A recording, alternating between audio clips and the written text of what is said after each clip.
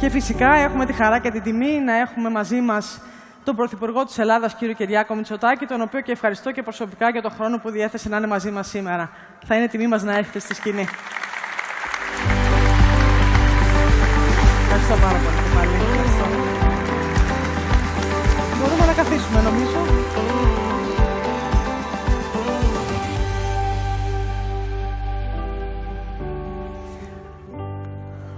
So now please allow me to switch to English, so this can be a more smooth and more engaging discussion. And let me first thank you both for accepting our invitation to be here with as much enthusiasm as we had when we conceived the idea.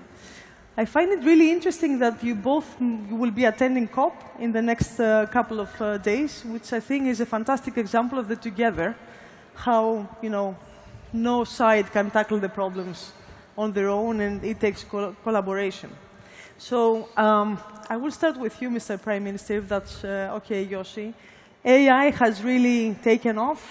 It's capturing everyone's imagination and thoughts. We actually took the liberty to look a little bit at the trends for Google search in Greece, and we found that the searches for AI have been increased 270% year over year, and about 1,000% if you compare it to 10 years ago. Yourself personally, but also your government, have taken steps, bold steps, to become an AI-first country. Can you tell us a bit more about your vision and the steps you have undertaken on this bold task?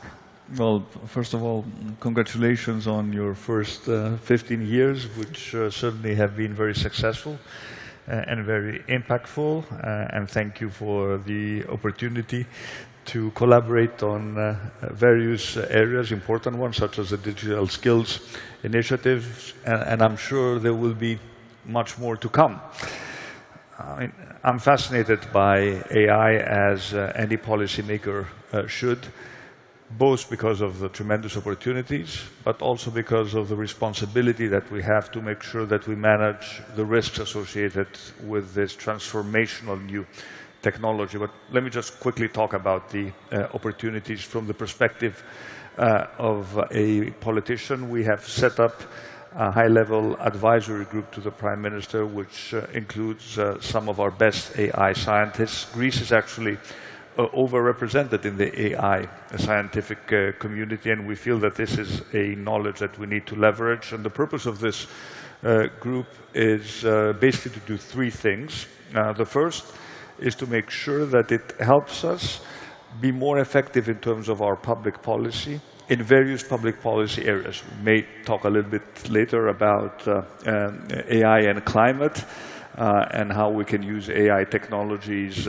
to better predict natural disasters. But this is not just about climate, this is about health, this is about using big data for tax evasion, this is about even mundane topics but extremely important, such as traffic management and how you regulate the stoplights in a big city. So I fundamentally believe that there is no area of policy that will not be impacted by AI. And I want to make sure that all our public policies at least understand the implications of AI and have an AI dimension into them. The second aspect of our work is how do we help businesses with their AI transformation. And I'm not just talking about the big businesses. I'm talking about strengthening the startup ecosystem in Greece, which is incredibly active, relatively successful for the size of our country. In order for us to be producers and not just consumers of technology. And the third role is the role of the responsible regulator. We need to think about broader implications and how we can contribute to the European thought process around responsibly regulating AI without stifling its innovative drive. But I think that coming from Greece, we have an additional responsibility to think more systematically about the ethics around AI. If we don't do it in Greece with all the philosophical background of classical Greece, who will do it? So my vision would be to ensure that Greece is becoming a global thought center when it comes to the ethics of AI. there are many fascinating topics that should be discussed, and these are not just theoretical discussions. These are real-life discussions, real-life implications that even have to do with the issue of fundamental rights. For example, is it a fundamental human right to know if I'm interacting with a human or a machine? These are topics which are already being discussed, and I want to make sure that Greece is at the forefront of this discussion. That sounds fantastic. That is really, really important. Yossi, if I can bring over to you, I think the Prime Minister made a strong argument about, human-centric, I would say, AI. And I know you often talk about society-centric AI. How do we ensure that we develop AI that is serving our societies? How do we go about that? Yeah, so first, thanks for having me here, and congratulations on the amazing 15 years. And AI, as pointed out, is this amazing point of transformational capability. It can actually transform everything. And one thing to consider is where to pay the attention to, and how can it be helpful to as many people as possible. So we're thinking about it as this society-centered AI, in the sense that how can we identify societal problems where AI can have the biggest impact. So climate change and sustainability is an obvious one, because it actually impacts all of us and the next generation. So that's obviously a societal challenge that we'd like to address. Similarly, healthcare. But in many cases, even on how to help people with, when you think about it turns out that AI can be useful to unlock capabilities for people that currently do not have them.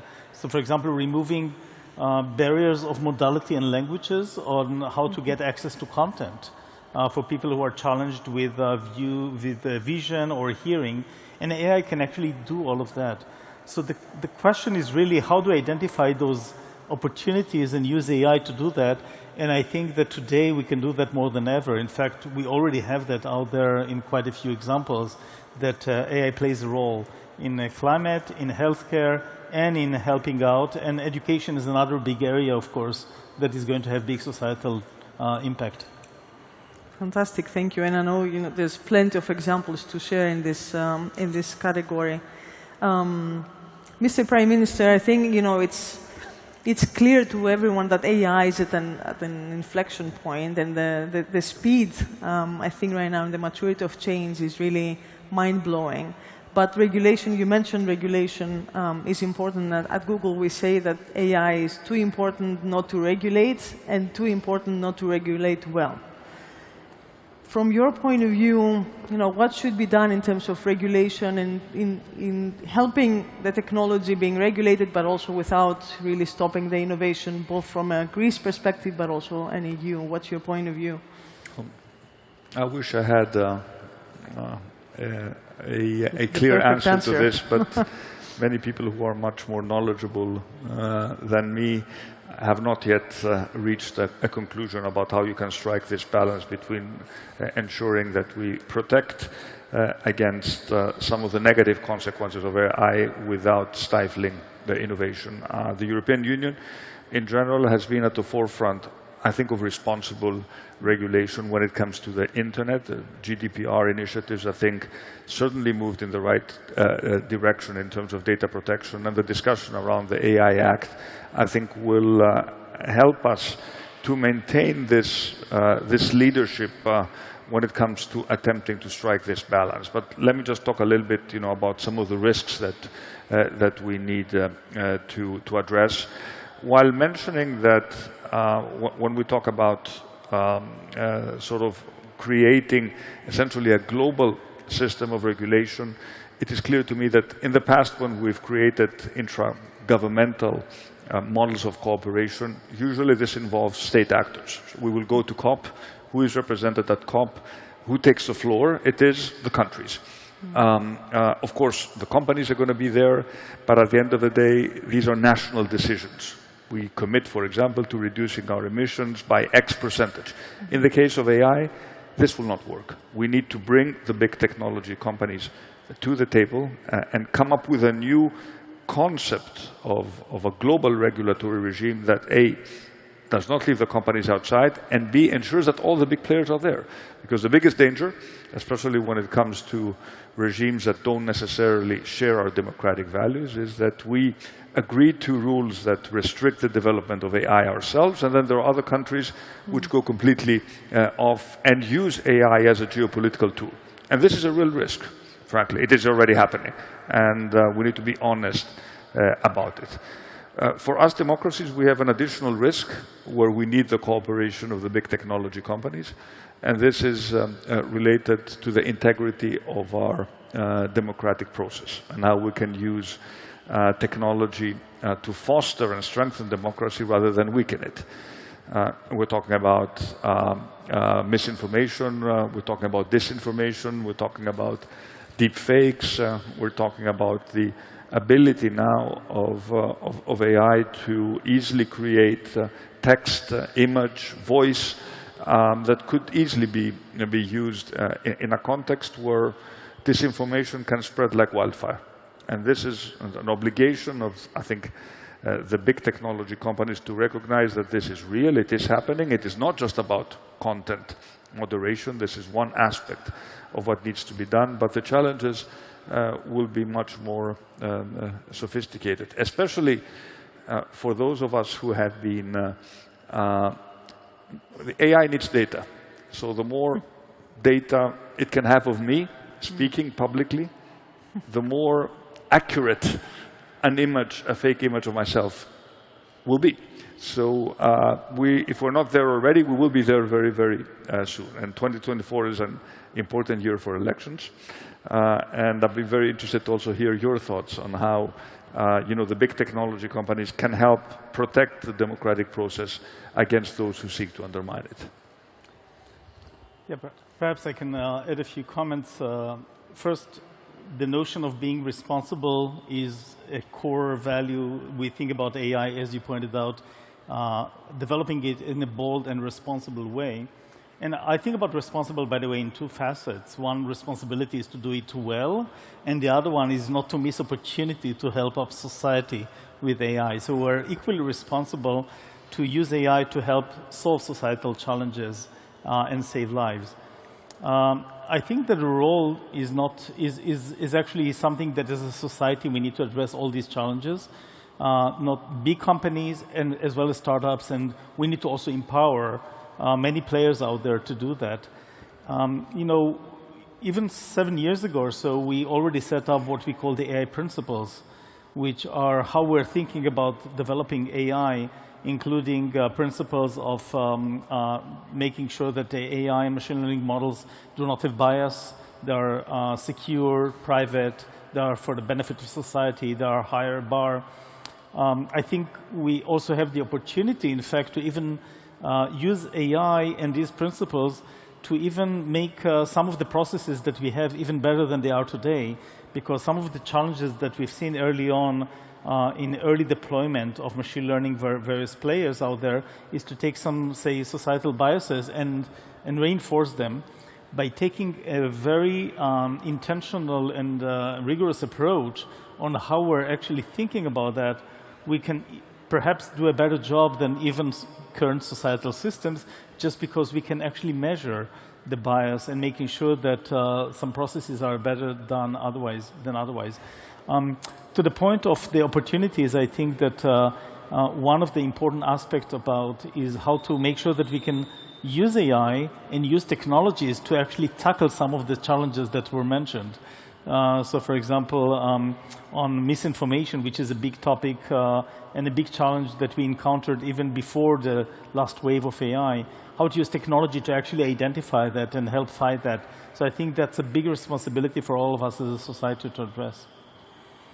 Thank you, Yossi. If I can bring the discussion back to Greece and all the steps that have been taken, if you were to describe to us your vision, for Greece in terms of AI, are there particular sectors that you mentioned, democracy and ethics, as a piece where you would like to see the thought leadership for Greece? Any other kind of sectors where you think it's really important that Greece embraces AI in terms of moving faster? Is it education, well, look, I think healthcare, or? I would I would single out, three sectors which I'm sure are also sectors of priority for Yossi. The first we already touched upon, and there the solutions are already to a certain extent applicable, and this has to do with climate change and especially with more accurate forecasting models. Google already has accurate flood forecasting models that may be much more accurate than one we could have envisioned even a couple of years ago, and making sure that we have access to this technology can actually be life-saving, and the more sophisticated we'll become with our weather forecasting models, the better we'll be able to prepare for weather events which we'll know will happen. The same is true for wildfires. We're already testing technologies in terms of identifying wildfires faster than we could before, which of course is critical in terms of our early intervention. How a wildfire actually spreads is frighteningly complex, but there is no problem complex enough not to be addressed by detailed AI analytics. So all these are real issues where we could actually play a leadership role. On healthcare, I think it's very clear that the benefits can be tremendous. From offering, you mentioned this already, offering tools to our researchers in terms of sort of breaking up the components of proteins to early identification of skin cancer, to making sure that our doctors make more educated decisions. There are numerous applications which could be put to good use. And of course, when it comes to education, there are things that are slightly more challenging, because the large language models are transformative in the sense that they can do something we never thought could be done. The ability to generate articulate speech, text, is a prerogative only reserved for the human species. And suddenly there's somebody else who can do it, and maybe do it even better than us. So the implications of the large language models for education, how we can use them constructively, how we can ensure, for example, that we have the accurate tools to identify when they're used the more simple case. How do we know in an exam or in a paper that this paper is not written by an algorithm? These are very, very important challenges that need to be addressed. And on top of that, I would add another layer of concern that I have, which is probably more relevant to the neuroscientists that you will have at your panel joining us. The human brain is a product of an evolutionary process that has taken millions of years, and it responds to specific sensory impacts, and is being trained by repeating and by interacting with the real world. If we take away these interactions and we make it very easy for the human brain to do all sorts of things, what is going to be the impact on our long-term cognitive abilities? Google Maps is fascinating. It's great. We all love it, and the applications are tremendous. But I remember the time when I crossed the US 30 years ago using only my maps. And there are some skills involved in this. And those are the skills that we've always had. So just making sure that making our life easier does not rob us of important aspects of our cognitive abilities and what it means to be human. At the end of the day, these are the real difficult questions to ask, to answer. And of course, at the end of the day, the real question of who makes the decision. Is a decision made by an algorithm? And if yes, up to what level? If I apply for a big firm and I know that the CVs are screened by machines essentially and not by humans, does the algorithm have an obligation to offer me an explanation of the decisions that it has made? So I'm just scratching the surface here, but I just want to highlight the degree of complexity involved in some of these decisions that we will have to take, and why this is probably one of the most complicated ethical problems that we would be faced in terms of properly using the technology while ensuring that the regulation framework is put in place to adequately address some of these concerns? Thank you. These are very interesting questions. I don't know if you have any comments, Yeah, Yossi. I think you touched on some of the important and fascinating questions. For example, personally, I find it difficult to realize that the younger generation don't know how to navigate, if I take that example. On the other hand, I also recognize that probably both of us don't have any skills of dealing with a carriage and a horse. So some skills are lost, but I think that what I see is the younger generation actually is empowered by more skills. So I think we need to be intentional about it. And this goes back to the point of societal center AI. I think that the real promise of AI and technology in general is to empower. And the big question is, how do we empower the healthcare workers with what we can do? For example, now we have a language model that was adapted to be able to solve medical style, the US medical exam style questions not only in passing score, but in an expert level. Well, this is not going to replace doctors, but this is going to empower, hopefully, healthcare workers and systems to do a better job and to be able to help more people. And on education, which is one of the areas that I think we have, this is probably the single most significant investment of every country. That's an opportunity actually to have education more equitable, to empower more kids to get more skills, and of course to do that in a way that ultimately also elevate, hopefully, the level of knowledge and creativity.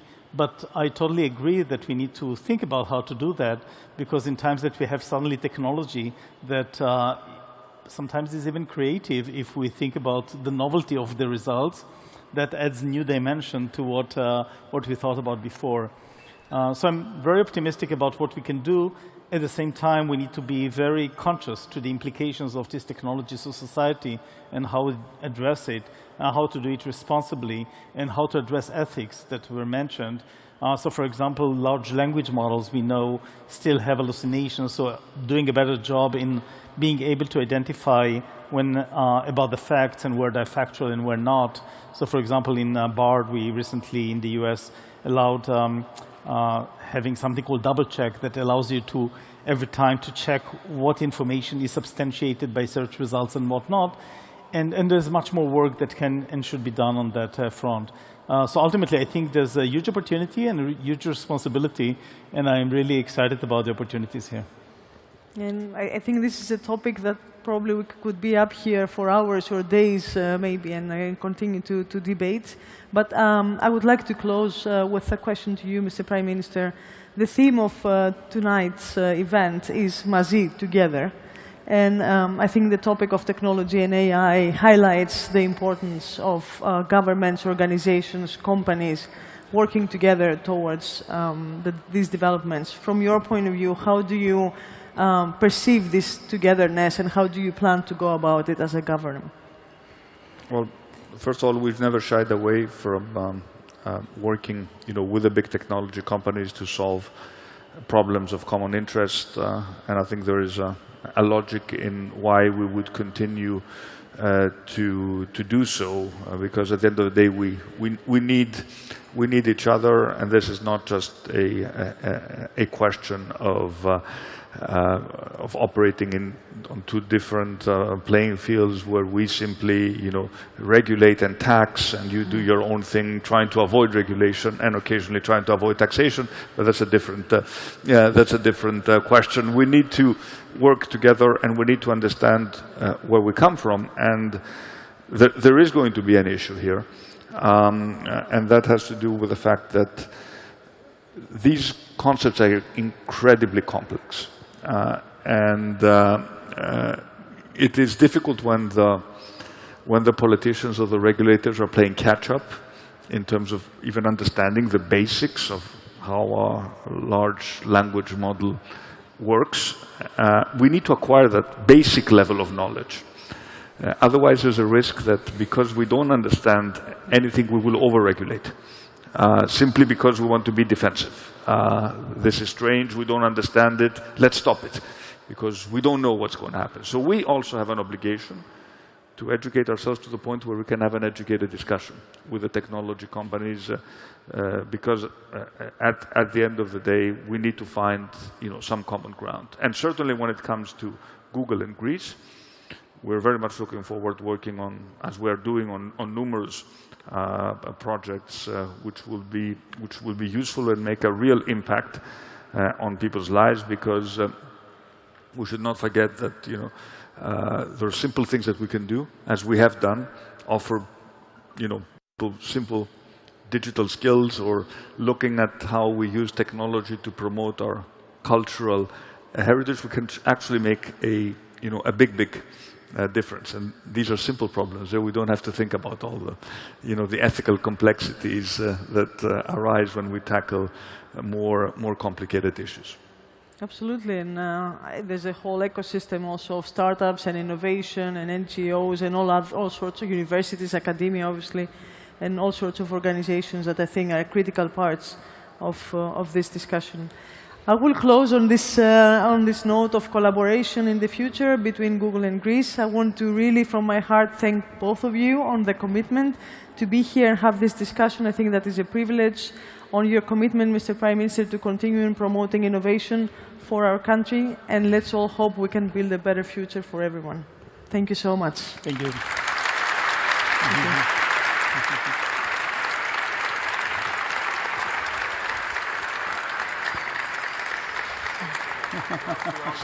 So I Thank you very much. Ευχαριστώ πάρα πολύ.